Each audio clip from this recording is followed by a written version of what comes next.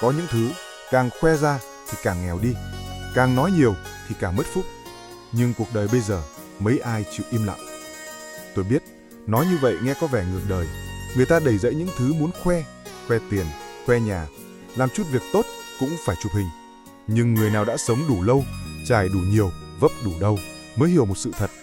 Muốn giữ phúc, phải giữ miệng. Muốn giàu bền, phải biết giấu. Muốn an yên, phải có những điều tuyệt đối không để thiên hạ chạm vào. Người giàu sang xưa nay, thật sự giàu, thật sự có phúc, luôn giữ kín đáo 3 chuyện.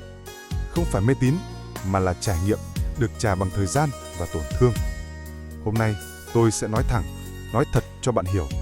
3 thứ càng kín thì phúc càng đầy, càng im thì lộc càng tụ. Chuyện thứ nhất, chuyện tiền bạc và kế hoạch làm ăn, điều cần kín nhất.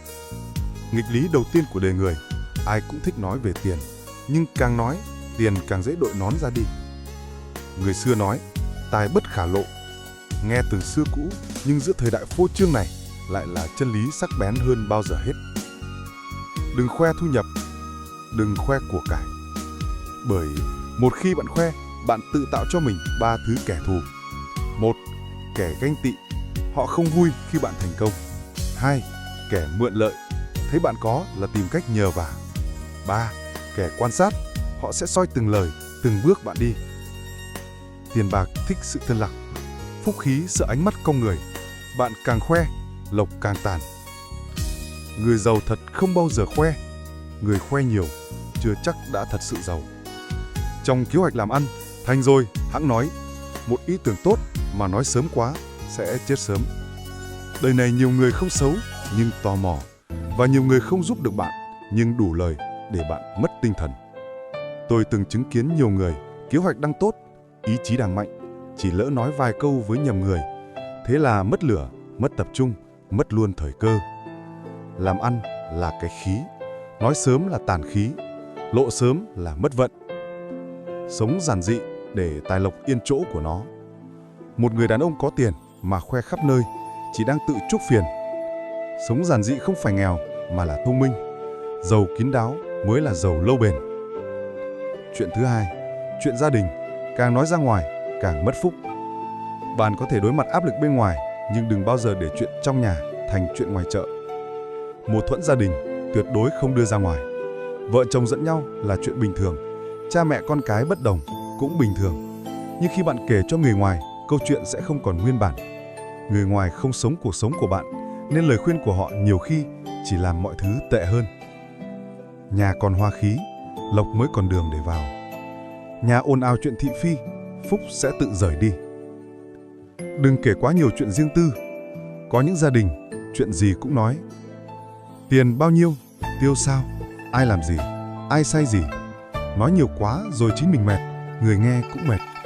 Mà cái mệt ấy vô tình tạo áp lực cho chính gia đình mình. Người xưa dạy, nhà nào càng yên, nhà đó càng vượng. Nơi nào giữ được riêng tư, nơi đó giữ được phúc. Giữ ấm êm, đó là phúc lớn nhất bạn có thể giữ. Một người từng trải sẽ hiểu, tiền có thể kiếm lại, nhưng không khí ấm áp trong gia đình, một khi mất rồi, rất khó để lấy lại. Giữ kín, không phải để che giấu, mà là để bảo vệ điều thiêng liêng nhất đời mình. Chuyện thứ ba, chuyện thiện đức, làm âm thầm mới là làm thật. Nghe có vẻ mâu thuẫn, làm việc tốt mà không được khoe. Nhưng đúng vậy, làm việc tốt mà khoe là cái thiện đã giảm một nửa. Bởi bản chất của thiện là tâm, không phải lời. Làm ơn, đừng đòi người ta phải biết. Người xưa nói, ân bất cầu báo. Còn thời nay, nhiều người làm một việc tốt lại muốn cả thế giới biết. Nhưng những người có phúc thật, họ làm âm thầm, không phô trương, không quay clip để chứng minh lòng tốt.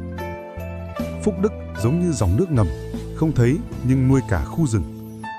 Giữ kín việc thiện, phúc tự tìm đến. Trời đất không bao giờ quen người sống tử tế. Cứ làm rồi phúc sẽ đến đúng lúc. Ân nghĩa âm thầm mới là ân nghĩa bền lâu. Sống tử tế trong lặng lẽ, phúc sẽ theo chân bạn cả đời. Những điều tôi chia sẻ hôm nay không phải để mọi người sống khép kín hay nghi ngờ thế giới, mà là để nhắc rằng kín đáo không phải giấu giếm, im lặng không phải yếu đuối, giữ riêng tư không phải khép lòng. Đó là kỹ năng sống, là cách bảo vệ gia đình, là sự trưởng thành của một người biết điều biết suy nghĩ, biết trách nhiệm. Sống khôn ngoan là biết chuyện gì nên nói, chuyện gì nên im, chuyện gì nên khoe, chuyện gì nên giữ, chuyện gì nên chia sẻ, chuyện gì nên chôn vào lòng. 3 điều kín đáo này không chỉ giúp giữ phúc, giữ lộc, giữ bình an, mà còn giúp ta sống đẹp và sống sâu sắc hơn. Nếu bạn nghe đến đây, nghĩa là anh chị cũng đã từng trải qua những mất mát, những va vấp trong cuộc đời. Vậy theo bạn, trong cuộc đời này, điều gì nên giữ kín nhất? Hãy để lại một bình luận, biết đâu câu chuyện của bạn sẽ giúp ai đó trưởng thành hơn. Nếu thấy video này có ích, hãy nhấn like, chia sẻ video và đăng ký kênh Từ Tâm An Lạc Channel để nhiều người cùng thức tỉnh về nghệ thuật sống kín đáo, sống trí tuệ. Hẹn gặp lại trong những bài chia sẻ tiếp theo.